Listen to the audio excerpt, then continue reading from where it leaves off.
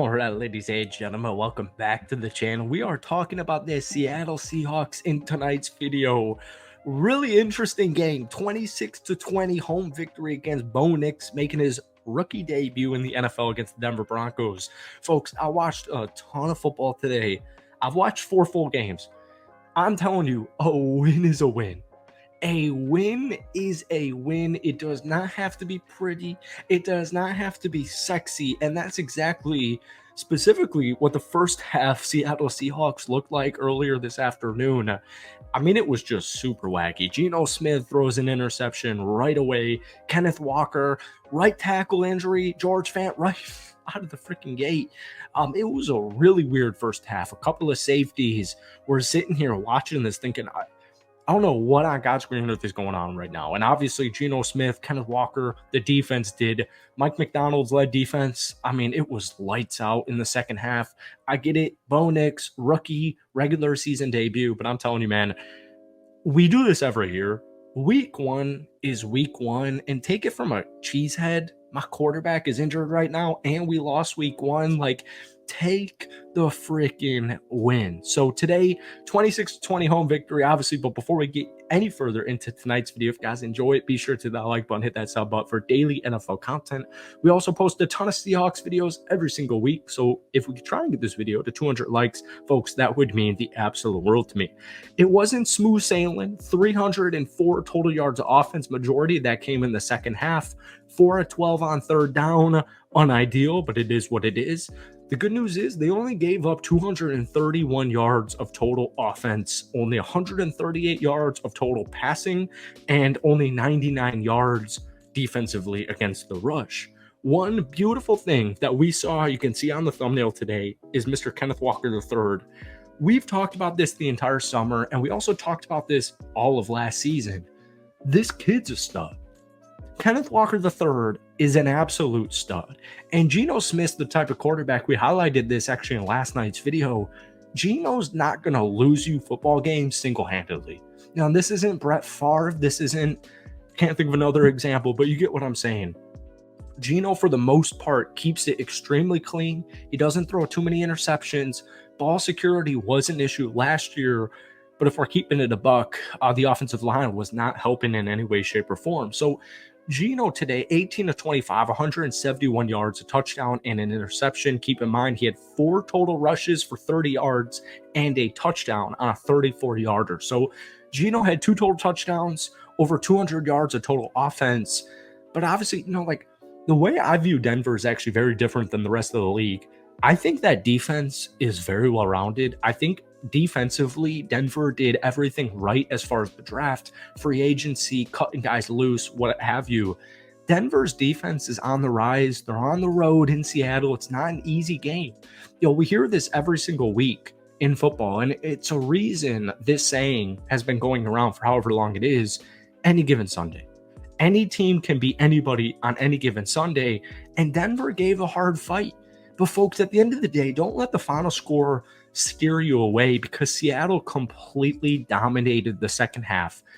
Denver had a last-minute touchdown. There were 2 or 3 minutes left on the board. Defensively and offensively, second half was all Seattle. Once again, if you watch, you're going to be watching it all this upcoming week. Take a win. Nobody's going to be complaining after this win today. So Kenneth Walker III, a guy who went from like 4.6 yards per rush from last season to 4.1 yards per carry. And it was so peculiar. He didn't even touch 1,000 yards rushing. And, I get it. Statistics are statistics, but if you guys get what I mean, Kenneth Walker III, like, to me, is one of the better, younger, most energetic power running backs, finesse running backs. Like, he can do it all. 20 carries, 103 yards, and a touchdown. Kenneth Walker III, to me, offensively, was the player of the game. Zach Charbonnet, 8 carries, 12 yards rushing, but he included a 30-yard total touchdown catch. He finished 2 catches for 29 yards, but Zach Charbonnet got it going with a receiving touchdown. Wide open, made it work. Tyler Lockett, huge target today, 6 catches, 77 yards. DK Metcalf, quiet game, 3 catches, 29 yards. JSM, another quiet game, 2 catches, 19 yards. Tight end, Noah Fant, 2 catches, 11 yards. So the point just is, Geno, especially in the first half, the offense, it just wasn't working. It was actually really weird. Very peculiar. The safeties, Geno starting the game off with an interception. It was very weird. But let's move to the defense, because that's what we've kept our eye on the entire offseason, thinking, look, man, Seattle's coming off back-to-back over 500 win seasons.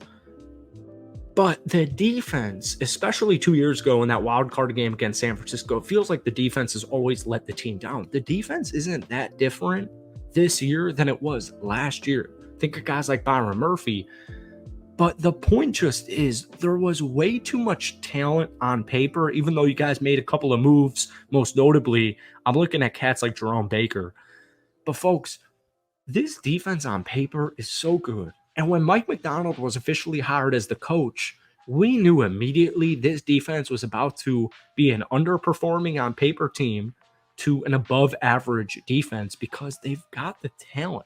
Julian Love, underrated, 10, 12 total tackles today, an interception and a forced fumble. Also, shout out to Reek Woolen for that last interception there. Tyrell Dodson, another phenomenal example of kind of a slightly revamped Seattle Seahawks team, mainly in the linebacker room, losing both of your linebackers, both of your starting linebackers, ripping Tyrell Dodson and Jerome Baker. Dodson, 10 total tackles today. He was all over the field, feeling great about him. Speaking of new kids, Rashawn Jenkins, 6 total tackles. He did a great job. Devin Witherspoon, 7 total tackles. He did a great job. Boye Mafi, a sack, 4 total tackles. He did a great job. Trey Brown making deflection after deflection today. I'm telling you, Derek Hall as well. We highlighted him the entire offseason, saying, don't sleep on this kid. He had an intriguing rookie season. He had a great college career over at Auburn.